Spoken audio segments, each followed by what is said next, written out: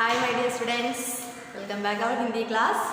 നമ്മൾ ഇന്ന് new lesson ആണ് പഠിക്കാൻ പോകുന്നത്. ലെസൺ 9. ഓക്കെ, പാർട്ട് നൗ ആണ് നമ്മൾ പഠിക്കുന്നത്.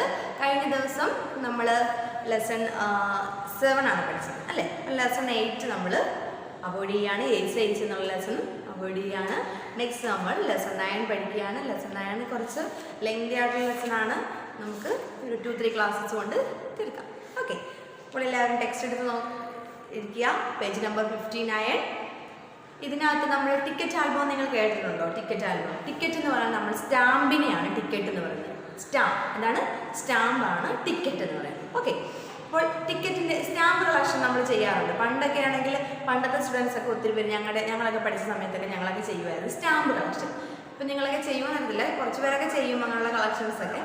അപ്പോൾ ഇത് ടിക്കറ്റ് ആൽബം എന്നാണ്, അതിനെക്കുറിച്ചൊരു ലെസണാണ്. അതായത് നിങ്ങളുടെ പ്രായത്തിലുള്ള 2 കുട്ടികൾ അവർ തമ്മിലുള്ളൊരു കോമ്പറ്റീഷനും ഈ കളക്ഷൻ ചെയ്യുന്നതിനുള്ളൊരു കോമ്പറ്റീഷനും അവർ തമ്മിൽ അങ്ങോട്ടും ഇങ്ങോട്ടും ഒരു ഈഗോ ക്ലാഷസ് ഒക്കെയാണ് നമ്മുടെ ഈ ലെസണിൽ നമ്മൾ പഠിക്കുന്നത്. ഓക്കെ, 2 ക്യാരക്ടേഴ്സ് ഉണ്ട്.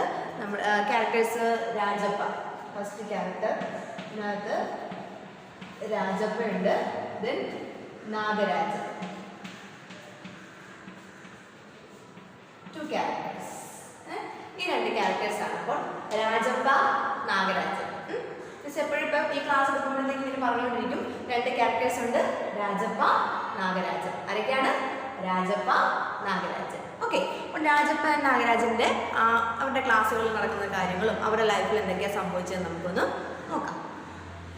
अब राजप्पा को कोई नहीं पूछता, आजकल सबके सब नागराजन को घेरे रहते, नागराजन घमंडी हो गया है.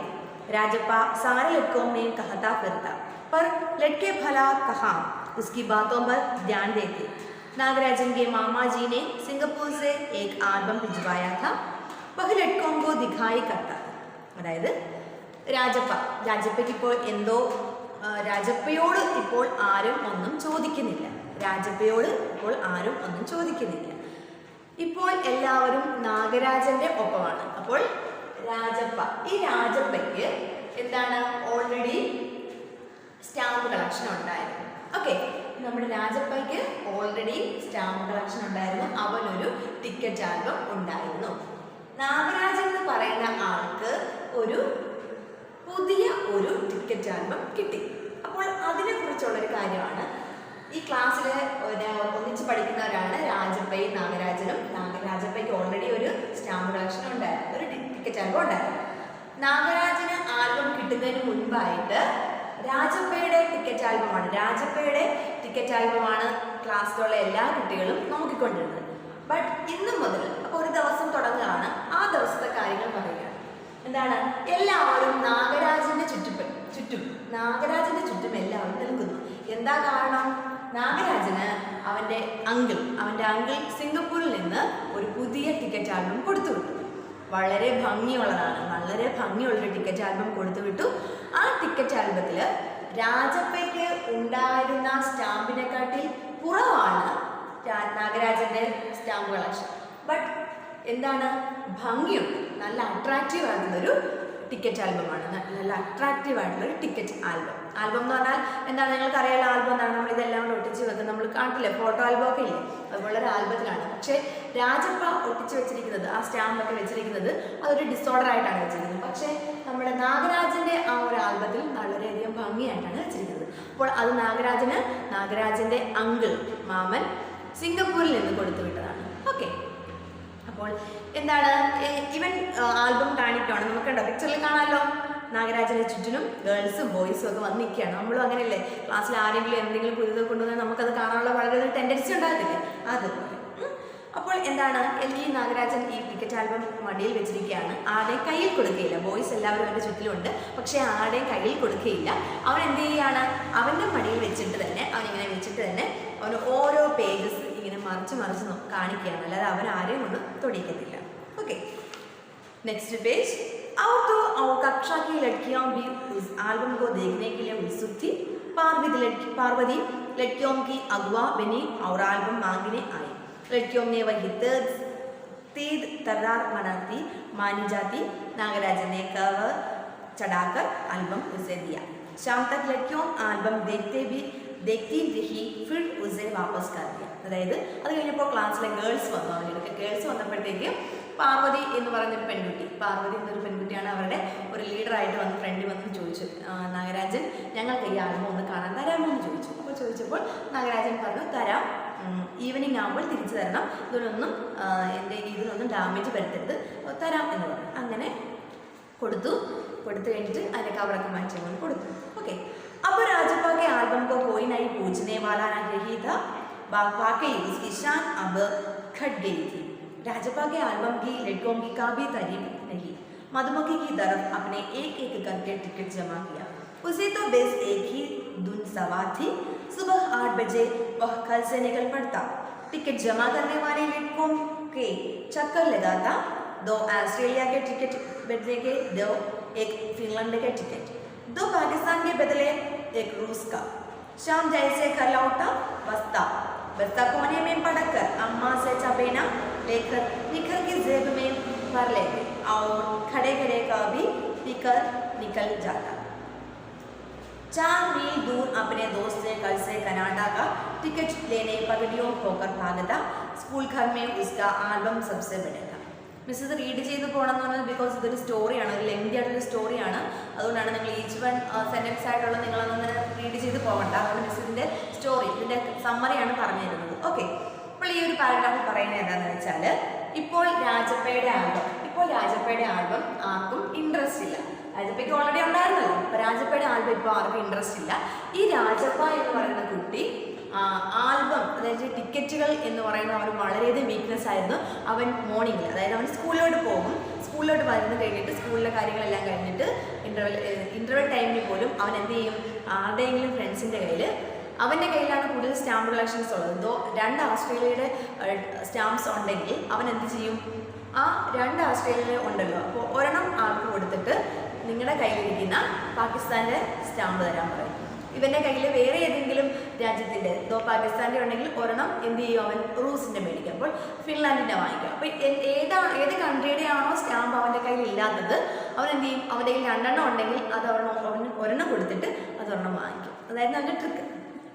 പിന്നെ അതുപോലെ തന്നെ അവൻ സ്കൂൾ വിട്ട ശേഷം വീട്ടിൽ ചെന്നിട്ട് എന്ത് ചെയ്യും, ഡ്രസ്സെല്ലാം മാറി അവൻ ചായയൊക്കെ പെട്ടെന്ന് കുടിച്ചിട്ട് അവൻ എന്ത് ചെയ്യും, പിന്നെ ഇറങ്ങിയിട്ട് എന്ത് ചെയ്യും, ഈ ഫ്രണ്ട്സിൻ്റെ വീട്ടിലൊക്കെ പോകും. പിന്നെ ടിക്കറ്റുകൾ കളക്ട് ചെയ്യാൻ പോകും. ഓരോരുത്തർക്ക് എവിടെയൊക്കെ കിട്ടാവോ അതെല്ലാം അവൻ ചോദിച്ച് വാങ്ങിച്ച് എന്താണ്, എങ്ങനെയാണോ മധുമക്ഖി എന്ന് പറഞ്ഞാൽ ആരാണ്, ഹണിബി, എങ്ങനെയാണോ ഹണിബി ഈ തേൻ ശേഖരിക്കാൻ നടക്കുന്നത്, അതായത് നിങ്ങൾ കണ്ടിട്ടില്ലേ, തേനീച്ചകൾ എപ്പോഴും നമ്മളെന്താണ് ഈ ഫ്ലവേഴ്സിൻ്റെ ചുറ്റിനും ഇങ്ങനെ നടക്കും, എന്താണ് ആ തേൻ ശേഖരിക്കാനായിട്ട് അവർ ഓടി നടക്കും. അതുപോലെയാണ് എങ്ങനെയാണോ മധുമക്ഖി തേൻ ശേഖരിക്കുന്നത്, അതുപോലെയാണ് ഇവൻ സ്റ്റാമ്പ് കളക്ട് ചെയ്യുന്നത്. അത്രയും ഇതോടുകൂടിയാണ് ഇവൻ കളക്ട് ചെയ്യുന്നത്. ഓക്കെ, അപ്പോൾ ഒരു ദിവസം അവൻ്റെ ആ ഏരിയയിലുള്ള സർപ്പഞ്ച് എന്ന് പറഞ്ഞാൽ അവൻ്റെ ആ ഗ്രാമമാണ്. ആ ഗ്രാമത്തിലുള്ള കുറച്ച് കുട്ടികൾ അവനോട് ചോദിച്ചു, തുമാരെ ആൽബം 25 रुपये खरीदना चाहा था. सरपंच के लड़के उसके आल्बम को 25 रुपये में खरीदना चाहा.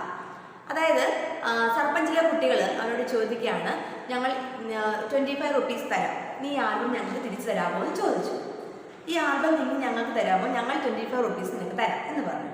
ഖമണ്ടി കഹിക്ക രാജപ്പ ബെഡ്ബഡായാക്ക, അഹങ്കാരം പറയുന്നു. ഫിർ ഉസ്നെ തീക്കൽ ജവാബ് ദിയ, അവൻ വളരെയധികം ദേഷ്യപ്പെട്ടിട്ട് അവൻ പറഞ്ഞു, തുമാരെ ഘർ മേ ജോ പ്യാരി ബച്ചാ ഹേ ഉസേ ദേ ദോ 30 रुपये में. നിങ്ങളുടെ വീട്ടിൽ പ്യാരി ബച്ച് എന്ന് പറഞ്ഞാൽ വളരെയധികം സ്നേഹത്തോടെ കൊഞ്ചിച്ച് നമ്മൾ വളർത്തുന്ന നമ്മുടെ കുട്ടികൾ, നിങ്ങളുടെ വീട്ടിൽ നിങ്ങൾ സ്നേഹിച്ച് നിങ്ങൾക്ക് ഇഷ്ടമുള്ള നിങ്ങളുടെ കുഞ്ഞു വാവയുണ്ടെങ്കിൽ നിങ്ങൾ തരുമോ, ഞാൻ 30 രൂപ തരാം, നിങ്ങൾ തരുമോ? നമ്മൾ കൊടുക്കില്ല അല്ലേ, നമ്മൾക്ക് ഇഷ്ടപ്പെട്ട അത് എന്തായാലും നമ്മൾക്ക് ഇഷ്ടപ്പെട്ട നമ്മൾ കുഞ്ഞു വാവ മാത്രമല്ല എന്തായാലും നമ്മളുടെ ഇഷ്ടം, അത് അവനൊരു പറയുകയാണ്. ഇതിൽ നിന്ന് അവൻ പറയുന്നത് എന്താണ്, അവൻ അത്രയും നിങ്ങളെങ്ങനെയാണോ നിങ്ങളുടെ പെറ്റ്സിനെ നിങ്ങളുടെ കുട്ടികളെയൊക്കെ സ്നേഹിക്കുന്നത്, നിങ്ങൾക്ക് പ്രിയപ്പെട്ടതൊന്നും നിങ്ങൾ എത്ര വില കിട്ടിയാലും കൊടുക്കുകയില്ല. നമ്മൾക്ക് എത്ര വില തന്നെന്ന് പറഞ്ഞാലും നമ്മൾ അതേപോലെ സ്നേഹിക്കുന്ന ഒരു സാധനം നമ്മൾ ആർക്കും ഹാൻഡ് ഓവർ ചെയ്യത്തില്ല. അതാണ് ഇവിടെ അവൻ പറയുന്നത്. ഓക്കെ, പക്ഷേ ഇത് നേരത്തെയുള്ള കാര്യമാണ്. കാരണം എല്ലാവരും അവനോട് നേരത്തെ ചോദിച്ചിരുന്നതാണ്. ആർക്ക്, നമ്മുടെ നാഗരാജനെ ആൽബം കിട്ടുന്നതിന് മുൻപുള്ളൊരു കാര്യമാണ്. പക്ഷേ ഇപ്പോൾ നമ്മുടെ രാജപ്പയുടെ ആൽബം ആർക്കും വേണ്ട, ആരും ചോദിക്കുന്നില്ല. ബിക്കോസ് എന്താണ്, നമ്മുടെ ഈ രാജപ്പയുടെയും നാഗരാജന്റെയും ആൽബം തമ്മിൽ കമ്പാരിസൺ നടക്കുകയാണ്. രാജപ്പയുടെയും ആൽബം തമ്മിൽ കമ്പാരിസൺ നടക്കണം. ഓട്ടോമാറ്റിക്കലി നിങ്ങൾക്കറിയാൻ പറ്റും, രാജപ്പയ്ക്ക് ഓൾറെഡി നേരത്തെ ഉണ്ടായിരുന്നു ടിക്കറ്റ് ആൽബം, അതെല്ലാ കുട്ടികൾക്കും വേണമായിരുന്നു. ഇപ്പോൾ നാഗരാജൻ ആൽബം വന്നപ്പോൾ അത് വേണ്ട. ഓട്ടോമാറ്റിക്കലി രാജപ്പയ്ക്ക് എന്ത് തോന്നും, മനസ്സിൽ ജലസ് ഉണ്ടാവും അല്ലേ? അത് ഓട്ടോമാറ്റിക് ഉള്ളതാണ്. നമ്മൾ ഹ്യൂമൻ ബീങ്സ് ആണ്, അങ്ങനെ ഉണ്ടാവും. അപ്പോൾ രാജപ്പയ്ക്ക് നമ്മുടെ നാഗരാജനോട് ദേഷ്യം തോന്നാൻ തുടങ്ങി. വളരെയധികം നല്ല ഫ്രണ്ട്സ് ആയിരുന്നു, ബട്ട് നല്ല തിക് ഫ്രണ്ട്സ് അല്ല, ബെസ്റ്റ് ഫ്രണ്ട്സ് ഒന്നും അല്ലായിരുന്നു. പക്ഷേ എങ്കിലും അവനൊരു ചെറിയൊരു ജലസ് നാഗരാജനോട് തോന്നാൻ തുടങ്ങി. എന്തുകൊണ്ട്? അവന് നല്ലൊരു ആൽബം കിട്ടി, ഇവന് നേരത്തെ ഉണ്ടായിരുന്നു, അതുകൊണ്ട്. അതിപ്പോൾ ആരും കാണാനും വരുന്നില്ല, ആരും ചോദിക്കുന്നുമില്ല, കുട്ടികളെല്ലാവരും കളിയാക്കാനും തുടങ്ങി. എന്താണ്, നിന്റെ ആൽബം വളരെയധികം വേസ്റ്റാണ്. ഓക്കെ. पर नागराजन के पर राजप्पा ने नागराजन के आल्बम को देखने की इच्छा कभी नहीं प्रकट किया. പക്ഷേ ഈ രാജപ്പ ഒരിക്കലും നാഗരാജന്റെ ആൽബം കാണാൻ ഒരിക്കലും ഇൻട്രസ്റ്റ് കാണിച്ചില്ല. കാരണം എന്താ? ജലസാണ് അവന്. പക്ഷേ एक दूसरे के उसे देखने का तो नीचे आंखों से देख लेते. അതായത് ചിലപ്പോൾ അവൻ എന്ത് ചെയ്യും, ആരെങ്കിലും ആൽബം നോക്കുന്നുണ്ടെങ്കിൽ അവനിങ്ങനെ ഏറ് കണ്ടിട്ട് നോക്കും, ഇങ്ങനെ ഇടം കണ്ടിട്ട് അവൻ നോക്കാറുണ്ട്. ओके. सचमुच नागराजन का एल्बम बेहद प्यारा था, पर राजप्पा के पास जितने टिकट थे उतने नागराजन के एल्बम में नहीं थे. पर खुद अपना एल्बम की कितना प्यारा था, उसे छू लेना कोई बड़ी बात है. इस तरह का एल्बम हम थोड़ी मिलेगा. एल्बम के पहले पृष्ठ पर मोती जैसे अक्षरों में उसके मामा ने लिख भेजा था. ओके. അപ്പോൾ ഈ ആൽബം, ഈ നാഗരാജന്റെ ആൽബം വളരെയധികം ഭംഗിയുള്ളൊരു ആൽബമാണെന്ന് രാജപ്പയ്ക്ക് ഓൾറെഡി അറിയാം.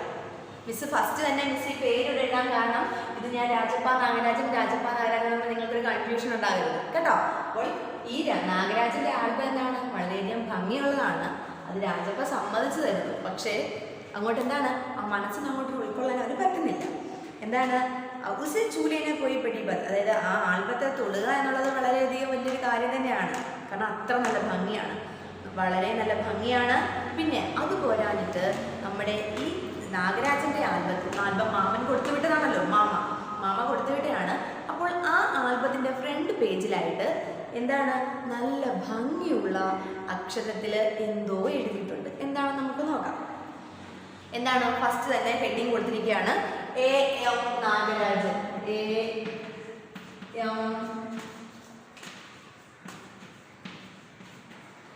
A.M. നാഗരാജൻ ഇങ്ങനെ കൊടുത്തിരിക്കുകയാണ്. A.M. നാഗരാജൻ എന്ന് ആ ഒരു ആൽബത്തിന്റെ ഫ്രണ്ട് പേജ് എടുക്കുമ്പോൾ തന്നെ ആ ഫ്രണ്ട് പേജ് ഇങ്ങനെ എഴുതിയിരിക്കുകയാണ്. A.M. നാഗരാജൻ എഴുതിയിട്ട് കുറച്ച് സെന്റൻസുകൾ അവിടെ എഴുതിയിട്ടുണ്ട്. എന്താണെന്ന് നമുക്ക് നോക്കാം. നോക്ക്, അതവിടെ ബോക്സിൽ തന്നെ കിടക്കുന്നുണ്ടോ. Is album co ചുരാനെ Vala ബേശർമ hey.